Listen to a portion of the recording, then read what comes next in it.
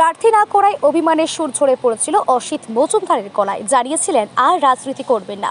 দেবাংশু তার বাড়িতে যেতেই মানভঞ্জন হলো অসিতের। ব্যর্থ হলেন দেবাংশুর হয়ে। চুঁচুড়া থেকে 3 বারের বিধায়ক নির্বাচিত হয়েছিলেন অসিত মজুমদার। তৃণমূল কংগ্রেস এবার তাকে টিকিট দেয়নি।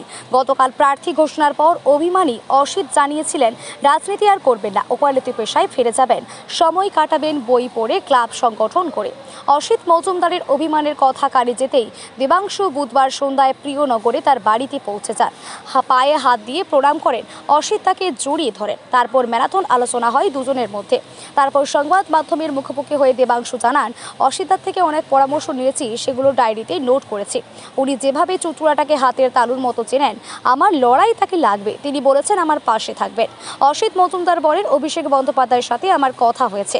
দলের যারা কর্মী জনপ্রতিনিধি তৃণমূলের টিকিটে জয়ী আছেন, তারা আশা করি দলের প্রার্থীকে জেতার জন্য কাজ করবেন। দেবাংশুকে আলাদা করে চেনানোর দরকার নেই, ওকে সবাই চেনে। আমাদের লড়াই বিজেপির বিরুদ্ধে। আমি বলেছিলাম কর্মীদের সঙ্গে বসবো বলে সিদ্ধান্ত নেব তৃণমূলটা করবো কিনা। তাহলে কি অন্য দলে যাওয়ার কথা ভাবছেন? সে উত্তর অবশ্য পাওয়া যায়নি। প্রায় সন্তানের মতো। আমার মেয়ের বয়স 40, ওর বয়স তার কম। ও রিকোয়েস্ট করেছে, আমি ওর পাশে আছি। আর আমি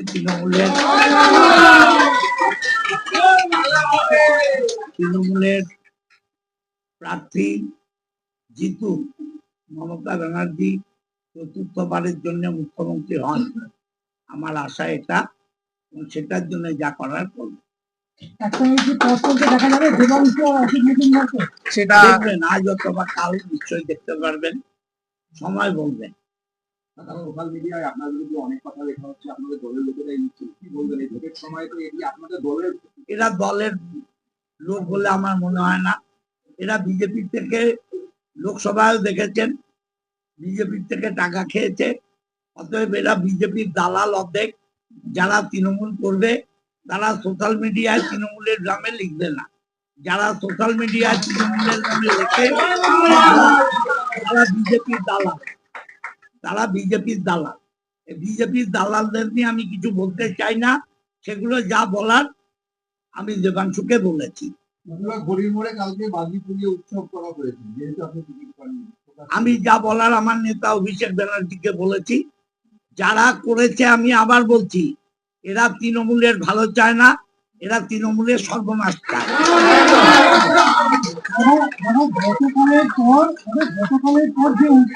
তৃণমূল একাংশ ছিল, তাহলে কি মনে হচ্ছে খেলা হবে না খেলা এখানে শেষ হয়ে যাবে? খেলা তো নিশ্চয়ই হবে। এই খেলা হবে স্লোগান ও ভোট দেয়া। অতএব খেলা হবে। আর সে খেলা মমতা ব্যানার্জি পা ভাঙা নিয়ে খেলেছেন 21-এ, আর এবার তো 2 পা আছে, খেলা আরো বড় হবে।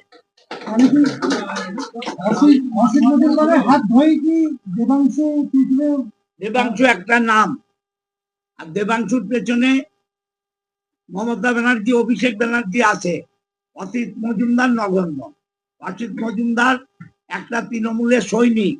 ওর মাথার উপরে যেখানে অভিষেক আছে, যেখানে মমতা আছে, অসিত মজুমদারের নামের কোনো দরকার হয় না। কিন্তু দাদা এই যে দাদা বললেন তিনি ক্ষুদ্র সৈনিক। আমি একটা কথা বলি, সেটা হচ্ছে দাদা নিজেকে যতটা ক্ষুদ্র মনে করেন, আসলে দাদা কিন্তু ততটা ক্ষুদ্র মানুষ নন।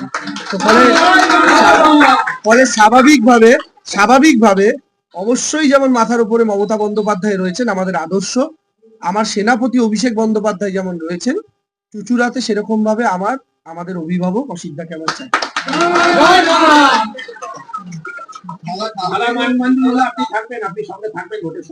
অবশ্যই আছি।